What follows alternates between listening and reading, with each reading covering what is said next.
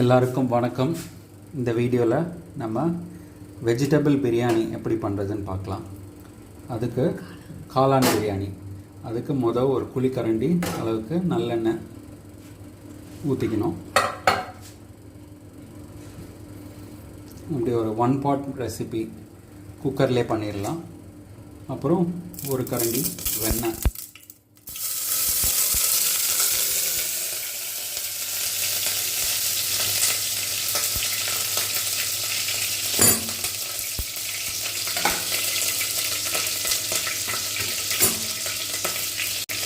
அது போட்டதுக்கப்புறமா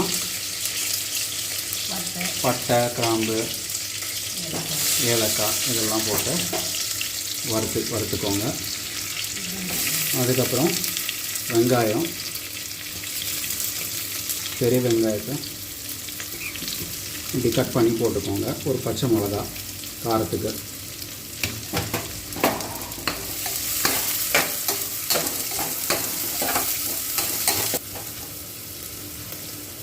நல்லா வதங்கினதுக்கப்புறம் மீதி ஐட்டம்ஸ் நம்ம போடலாம். பட்டை, கிராம்பு, ஏலக்காய், சோம்பு பொடி அதை ஆட் பண்ணிக்கலாம்.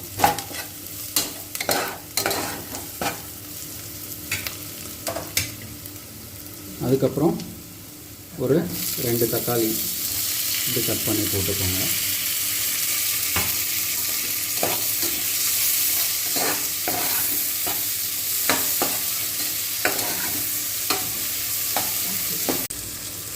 ஒன்ஸ் அது பண்ணி முடித்ததுக்கப்புறம் இஞ்சி பூண்டு விழுது 1 ஸ்பூன் அதையும் போட்டு நல்லா கிளறிக்கோங்க.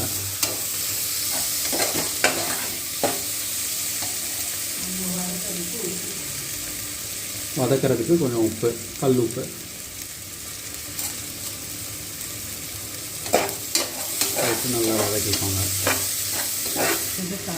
அடுத்தது நம்ம மெயின் இன்க்ரீடியன்ட் காளான், அதை போட்டுக்கலாம். நல்லா வதக்கிக்கோங்க. இந்த காளான் இருக்கானே பயங்கர டேஸ்ட் கொடுக்கும். சிக்கன் மட்டனே தோற்று போயிடும், அந்தளவுக்கு டேஸ்ட்டாக இருக்கும்.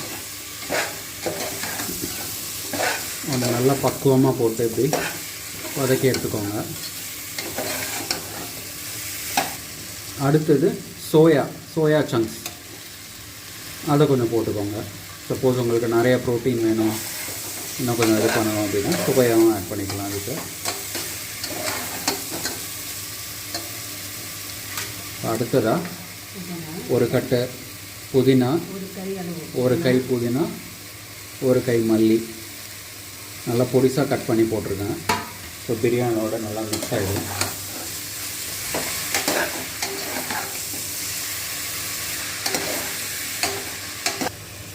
இப்போ அடுத்ததாக நம்ம அரிசியை போட்டுக்கலாம்.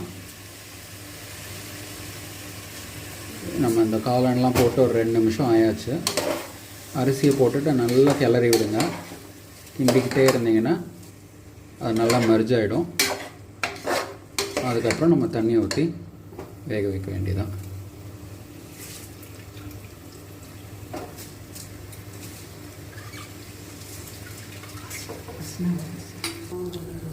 இப்படி நல்லா ஒரு கொஞ்சம் நேரத்துக்கு கிளறி விட்டு அப்படியே இது பண்ணுங்கள். அப்புறம் பிரியாணி மசாலா ஒரு ஸ்பூன் அதுவும் போட்டு நல்லா அப்படியே கிளறி தண்ணி ஊற்றுறதுக்கு முன்னாடி ஒரு 2-3 நிமிஷம் அப்படியே வேகட்டும். இப்போ அடுத்ததாக 1க்கு 1.5 தண்ணி ஊற்றிக்கலாம். இந்த அரிசி கழுவுன தண்ணி இருக்கு இல்லையா, அந்த தண்ணியை நம்ம யூஸ் பண்ணிக்கலாம். ஃபஸ்ட்டு ஒரு தடவை வாஷ் பண்ணிவிடுவீங்க, அடுத்து ஊற வைப்பீங்கள்ல, அந்த தண்ணியை நம்ம 1க்கு 1.5 அப்படிங்கிற ரேஷியோவில் நம்ம இங்கே ஊற்றிருக்கோம்.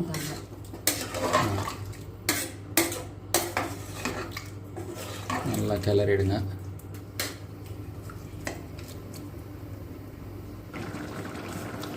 இந்த நேரத்தில் நீங்கள் உப்பு, காரம் அதெல்லாம் செக் பண்ணிவிட்டு மூடி போட்டு மூடிட வேண்டியதுதான்.